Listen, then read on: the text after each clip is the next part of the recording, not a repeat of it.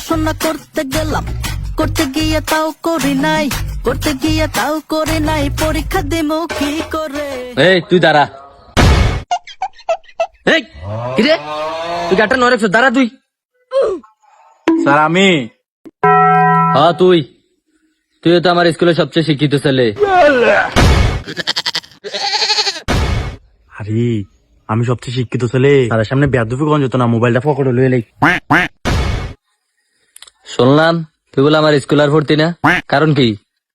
আপনি স্কুলে ভালো ছাত্র ইয়ে আমি সরু সরা ক খ বানান করে পড়তাম পারি না, আমি আর স্কুলে পড়তাম না, মাদ্রাসাত গিয়ে ভর্তি হই আমি। হ তুই হ্যাঁ নে যা, তোর হ্যাঁ নেই ভালো হইব। আমার মায়া বুলবুলি রে হ্যাঁ নেই ভর্তি করাইছি। হ স্যার আপনার মায়ে আছে দেখে তো আমি আরো তাড়াতাড়ি ভর্তি হই আমি। কি কস বন্ধু? স্যার মেয়ে মারার সাথে ভর্তি হয়েছে, আমি ভর্তি হইয়াম।